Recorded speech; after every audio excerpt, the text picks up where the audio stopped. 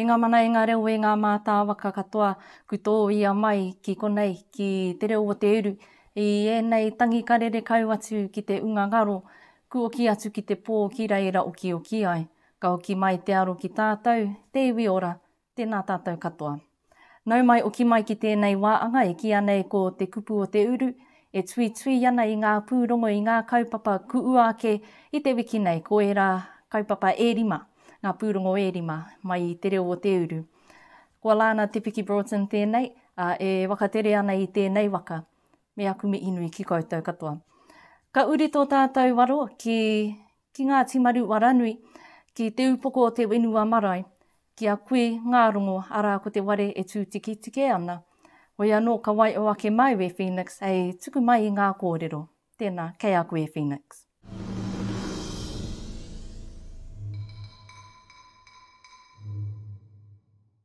Tērā tētai kōrero nā ngā tau eke o tēnei iwi e kia nei, ki te ora pai te marae ka ora oki ko ana uri.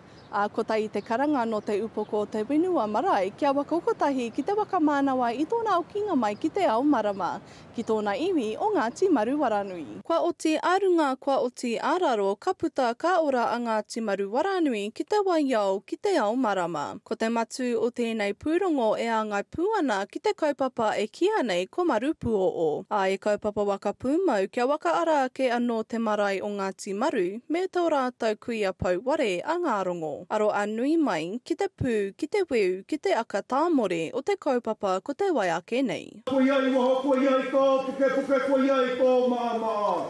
E tūri nuku, e tūri nuku. O he whakapūmautanga tēnei ne, nā te mea kua rōrawa nei tō mātou kui e tū ana ki tō mātou marae nei, te kuia nei a ngā rongo.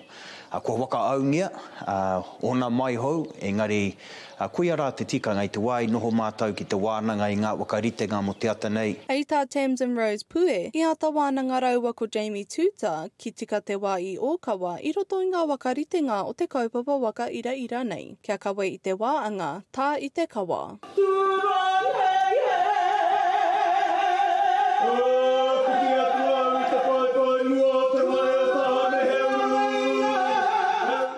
Taku mai i tuatai te karanga atu rā ki ngā kawe o uru te ngāngana. Ngā punga were me wera me e tupu ake i roto i te rua. Koe rā te karanga tuatai, ko te karanga tuarua ki ngā wetu. Haunga i ngā karanga ki tō tātou pauare ki a ngā rongo. Me ona kokonga katoa, me ona taraiti, taranui, te pautu aronga anō hoki. E maringa nui no te iwi e tohunga a Jamie Tuta i roto i ngā tikanga me ngā kawa o Taranaki. E tino maaki kēnei aia i ngā kaunui o ki tana taupua ake i o ana wanaunga. I roto i tō rātou wānanga wakangungu ki tika ai a rātou kawe i ngā ruruku me ngā karanga i te ata nei. Ko te mea nui ki au ki oki mai rātou ngā uri o Maruwharanui ki konei. Ki runga i tō tātou marae ki te ako i tō tātou reo Māori i te tuatai. Mā reira ka kite ka rongo hoki i ngā hua, ka ako hoki i te reo me ona tikanga. He mea nui tērā ki au kia wakatoa ai ko ngā tikanga kuia mā koro eke mā ki roto ki tēnā o ngā uri o Maruwharanui. Ei tā rā kai o nuri, ki te oki mai ngā uri ki te marae, kua tutuki i wana a Wironui. Ko ngā whiako nui moku ake, mo tō tātou marae, ko oki mai ngā uri ki konei, ki Te Ūpoko o Te Whenua. Kua waka aungia te marae o Te Ūpoko o Te Whenua mo te oranga tonutanga o te marae mea nauri, e mea waka awe a marupua o kia aro kauatu ki ngā taonga kua wai o tia mai e ngā mātua notua wakarere. Phoenix Men the Green, te reo o Te Uru.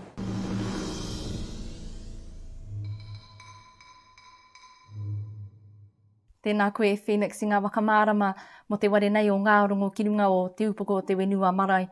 Ko tōna tinana ku waka aungia i roto i ngā marama, ku aro ia tēnei taa ka waka paipaingia ki pakaritana tū. I runga oki i te wakaaro nui ki aia, engari oki te wakaaro ki āna no uri, ki oki mai ki ona paiaka.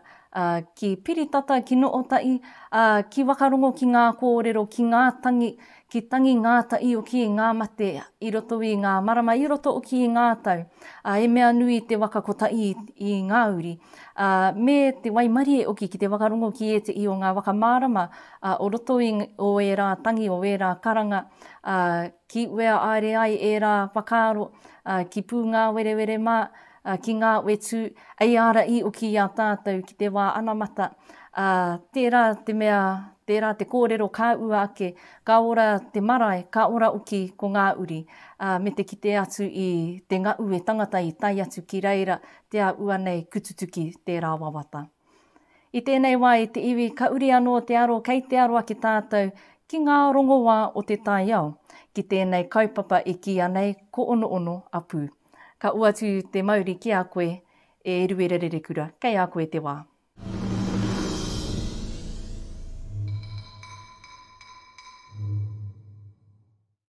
E pāngi ana ngā āpori e ngā taumātanga o te wā. Koe nā te take, kei te tukuna e Rochelle Kaho, tōna kaupapa ki ngā hapū katoa. Hono Hono Hapu is about bringing rongoa back to the hapu, and Hono Hono is to bring that healing light and vibration. So it's about healing our people and bringing it to where they're at. So our hapu or our whenua will go up the river, we'll go to community centres, we'll go anywhere. So it's about meeting the need for where our people are. Yeah. Nā tōna kuia aia i whakaako ki tēnei mātauranga hei whakaora i te tangata. It comes from my nanny Olive Bullock. So she, she started this back in the 1980s, and she taught rongoa and our hono hono, which no one was really talking about then. It was kind of a little bit still spooky, oogly. And Nana was doing things like hikoi moi moia, meditation and hands-on healing, and rongoa rākau, and she was all about taking it back to the people. So she used to go up the river and up to Taranaki, and since COVID there was a lot of isolation with everyone, and so we thought it's time to bring the teachings back to the marae. E ara i te mea e tau au e ne kātu rongoa ki te iwi o Wanganui, a e tautoko i ana e ngā kaima i auora. Nan started the first rongoa practice alongside a GP service at Te Waipuna, so it was pretty amazing back then to actually have whānau come in to the GP service and then be offered miri or rongoa. It's a natural fit because medicine should be about healing, and so we welcome all types of modalities of healing, but we're primarily Māori and tangata whenua first, and but we encourage everyone to come along and join in. Ka kawea a Rochelle tēnei kaupapa o Hono Hono Hapu ki Taranaki me Te Awa Tupua. We'll go up to Taranaki next week. We start at Okaiawa at Te Aroha Marae. My nanny Olive was born in Okaiawa, so it's a special place for us. Then we'll be up the river and we'll be going to Parikino, and then we'll head over to Castlecliff, and then every month we'll just rotate into a different hapu. And yeah, so we'll be somewhere every week. It's about people just coming along and just sitting in the space of healing. The boys will be jamming, we'll have miri practitioners, rongoa practitioners, and people can just come along and sit and enjoy other people's company without being wakama about any kind of protocols or any agenda. It's just to come and heal and be around other people, even if you just need a hug. Yeah, even if you don't want to say anything, you can just sit there. Yeah. Mā ngā rongoa Māori tātou e waka ora, e waka ngā waritia ngā taumātanga o te wā. Iriwere rerikura, te reo o Te Uru.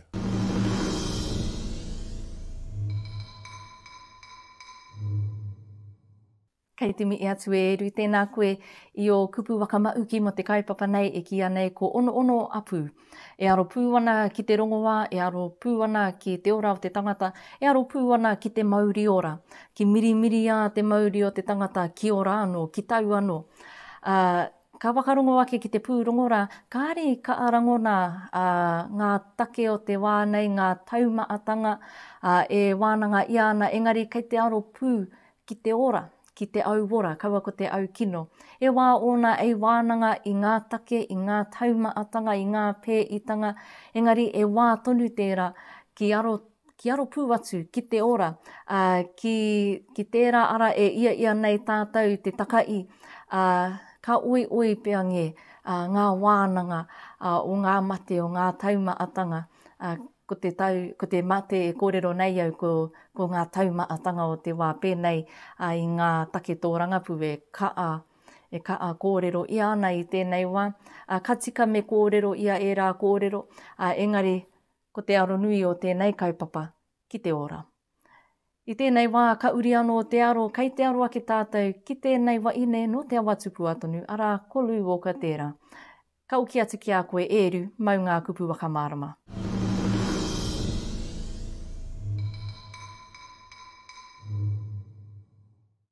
He uri alu woka no te Awa Tupua, e pai ana aia ki ngā maita tauranga.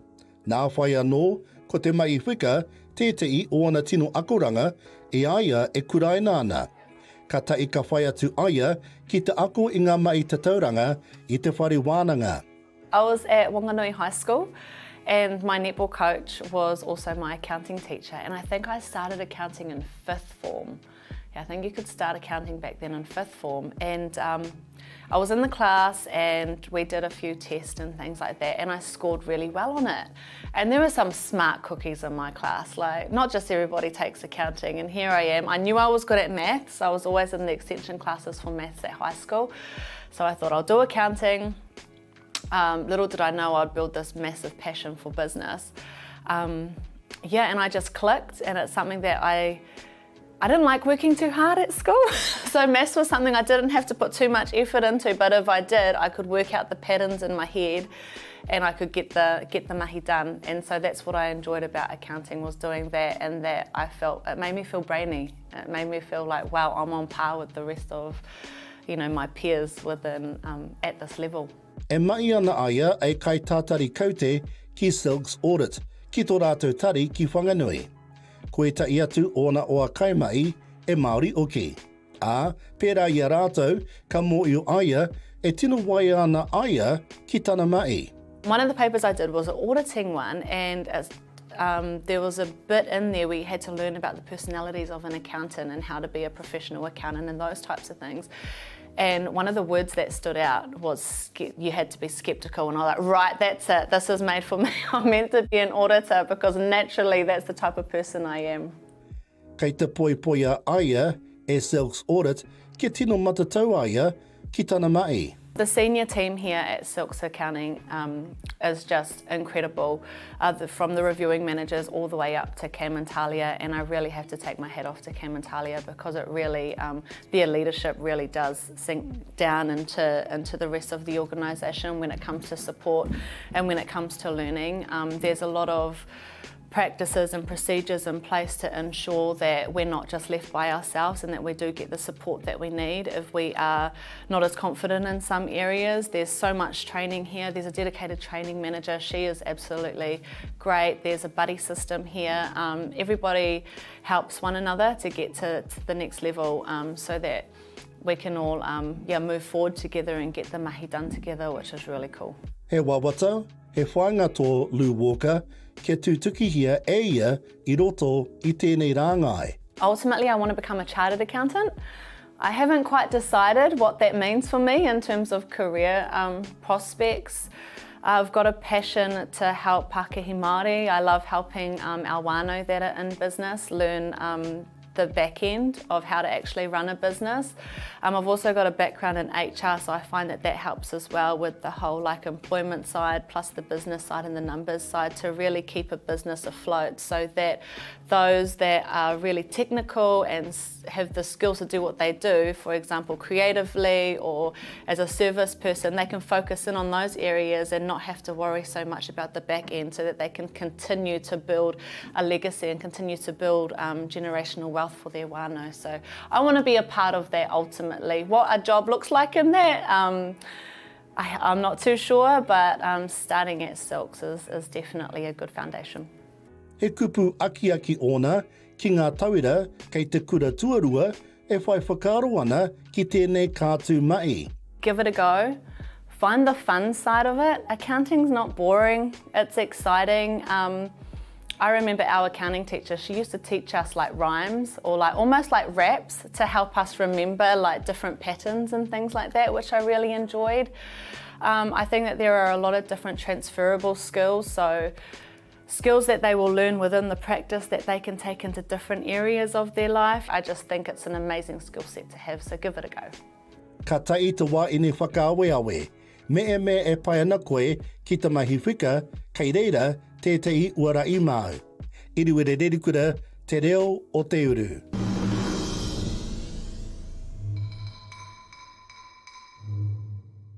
Kia ora rā e rui e nā kōrero molu woka. Ko ana maara ka oki atu ki ana tau I te kura tuarua me tana rongo I te pai o tēnei kātū reo, te reo pāngarau, tēnei mai kaute, tēnei mai tatauranga. Ka ua ngāwari ki aia e pūmanawa ona pia nge. Hoi anō ko te mea nui, ku mō e o waia ki te ara ki mua.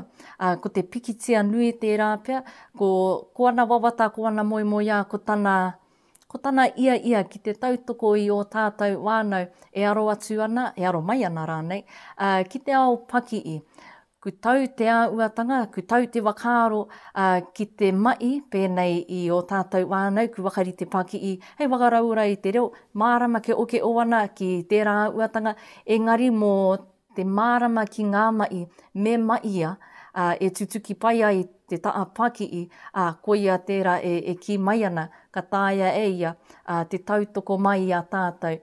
Ki tutuki pai ai e rā mai, ka mutu ki te kore, e ere kāwanatanga nei, e ere nā te ture, e ere ana I a tātou ki e rā mai o muri. Nō reira, he ua te rā mai.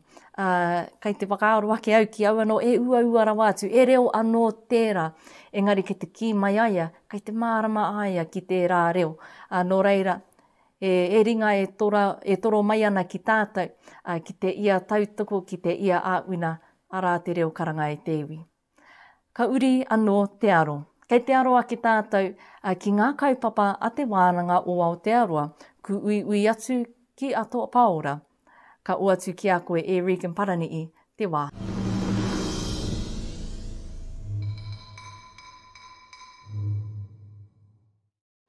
Kua whakatōpū ngā pika katoa o te wānanga o Aotearoa ki hato paura mō te whakataitai nui whakaharahara o mata wānanga. I tautapatia te kaupapa nei I te taurua mano mārima kia ōpetia I te kāhui kaimahi. Kua pau te whātau mai anō I te tū whakamutunga o te kaupapa nei, me te aha kua amohi ake anō.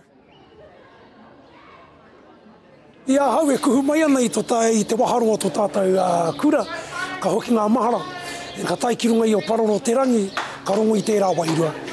Me te mea anō hoki mai ki te kura nei, kua tātou whanaunga o te keitaki wā e whakahaere ana I tō tātou kaupapa nā reira e mihi atu ana kia rātou I te keitaka rerehua o te manaakitanga. Tū ana ngā taonga e whakakai nei I te ahurewa o tāne rore o hine rehia, ka mutu pihi ake ana te whakataitai I ngā kapa e pau te kā ana kia puta te ihu. He kaupapa whakahirihira tēnei nā te mea he wā hei puta ake te kotahitangi wangi a tātou ngā kaimahi o te wānanga o te roa. I te mea e noho whārahi ana te iwi ki ngā tōpito maha. Koinei te kaupapa ka whakakao nei a tātou, kia ki te kōwai āwai, me te kimi I ngā tawatawainga ki wainga I a tātou. Ko te mata wānanga tēnei e ngunguru ana I ngā mātāpono o te whare wānanga. Ko ngā uara e whao te wānanga rā, ko te whakapono, ko te kotahitanga, ko te aroha me ngā ture. Koera ngā mea e whakakao nei a tātou. Hakua he whakataitai te haere ake nei, he āheinga hoki tēnei kia whakaputa I te āhua pukuhohe. He mea whakahari ko I te iwi, I te mea kua tūmai te tahi kaupapa ko tauora tēnā, he mea e whakaora nei te tangata, tātai te iwi Māori. I roto i ngā tau kua hori, pupu ake ai e te hiwiro nui ki runga i te wānanga o Aotearoa. Ko tā nepia winiata, he kaupapa tēnei e whakanoa nei i auahere. Mō ngā tau e rima kua pahure he tino nawe i roto i a mātai. Tētahi o ngā kaupapa o te moderation, te anō mō learning hours me ki he audit o aua mea. E nei kua mutu ke aua mahi. E nei ka titara atu mātou ki te wai tū mai nei mu. Ka hua mai te matawānanga i a rua tau, e kite ai ko wai e pupuru ana ki te ahurewa o roto i a rātou.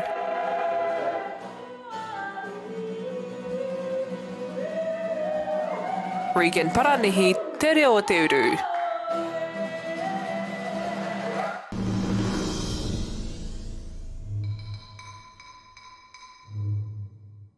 Tēnā koe Regan i ngā kōrero mō te kaupapa waka ui nei a te wānanga o Aotearoa i tūake ki runga o Ato Paora. E kaupapa waka taitai oki tēnei.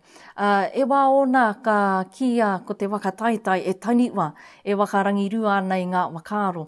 Engari, ki te pūmau tonu ki te kaupapa, pēnei te tika o te kawe i tēnei nā kaupapa, ka mau tonu ki te ngako, ara ka noo hei kaupapa wakaweawe i ngā uri, i ngā tauira tonu. I ngā tauira kia eke ki tōna taumata tike, i roto i ngā mai kapaaka, i te wai kōrero, i ngā wānanga, ki ua ake ko e rā o ngā kōrero, o tātou mātua tūpuna, kamutu, ki wakatinana ia e tātou, maroto i te kapaaka, maroto i te kōrero, maroto i te kawe i a tātou tikanga, kuwai o mai nei e kuima, e koroma. E Regan kei te mi atu ki a koe. O te anō rai ki koutou o te wānanga o Aotearoa. Ka uri anō te aro e te iwi. Ko ia nei te pūrongo wakamutunga o te iwi, o te wiki nei.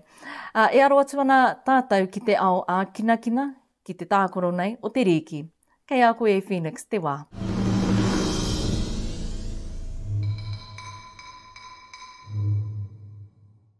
Kua tipi whenua atu i tawiti nui i tawiti roa, ngā karapūri ki e māngai ana i te raukura o Taranaki maunga. Ko ngā waiotanga me Taranaki whānui tērā, e wero ia i ngā karapu urinua i a Aotearoa. Ki te wakataitai āmoturi ki Māori 2023 ki Wakatāne. Kua mana auake te wairua o te unga tamariki. Kua ku atu e matakano i te karapu au o ngā waiotanga. O tinua i te karapu tuakana a Taranaki whānui. Feels amazing. Feels amazing. Excited. I'm really excited. Ready to get out there. Ready to get some tries. Have some fun. Feels good because I love playing rugby league. Ko ngā wea konui o Ezra Bennett. Ki te wikitoria i te tonomana ka tūwaka i te maunga i o nauri o te karapu. So everyone's proud of us. Ko te tonomana tuata i tēnei mo Andre Rickard me tōna karapu o ngā waiotanga. Ko tana ia nui, kia po o kereru te wānau i aia. Be proud of myself and do good. Because it always feels good to win. Ei Tātiri Diamond, kua mataura ai o ngā wawata ki roto i ngā tamariki o te karapu o ngā waiotanga. To see it flourish and give people opportunities, not just in kapahaka, but all aspects of life, I suppose. But just being able to provide them opportunities to excel at a higher level than just playing locally. And just exposing them to a bigger world, especially for our kids. Ko ngā manoko nui o Tere Diamond. Kia pua wai mai ngā mā tāpono o ngā karapu e rua ei ua nui mo ngā uri o Taranaki. Phoenix Manly Green, te reo o Te Uru.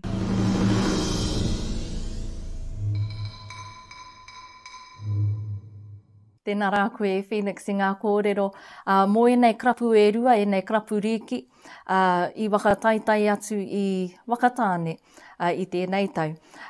Tukuna te unga ririki, kia kōrero mai ana kōrero.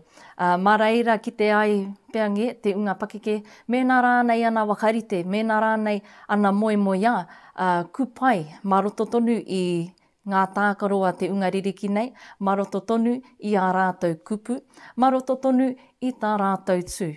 Mā te aro atu ki tana po'o, ko te rite oki ki te kereru, kai te tūpakari, te unga ririki nei, ku tau tonu o rātou wakaro, kai te mō i o rātou, ko wai rātou, ko e a rātou, ana ka kite atu i te papatū ngā waiwai, i ngā mai kapaaka, ka kite atu i te tākaro riki, a kua ki wea tū wai tēnei unga, ko te tū matiki tonu, i roto i tōna taranakitanga, i roto tonu i tōna mau, ki ngā wakaro, ki ngā moemoia o kuima o koroma ki pēnei tonu te tū. E te iwi, koe nei ko ngā pūrongo e rima, ku ua ake i te reo o te uru i tēnei wiki. E rere kau ana ngāmi i ki ngā pau reo irirangi Māori, ki te reo irirangi o Taranaki, te korimako o Taranaki, ki te reo irirangi o Whanganui a Awa FM, ki te reo irirangi o Rangitāne a Kia Ora FM. I rere pai ai, i tere pai ai, tēnei waka, nā te wakaaro o te māngai pāo. Ko Alana te Broughton tēnei, he mi i kaua tuana ki koutou i te iwi, mauri ora ki tātou katoa.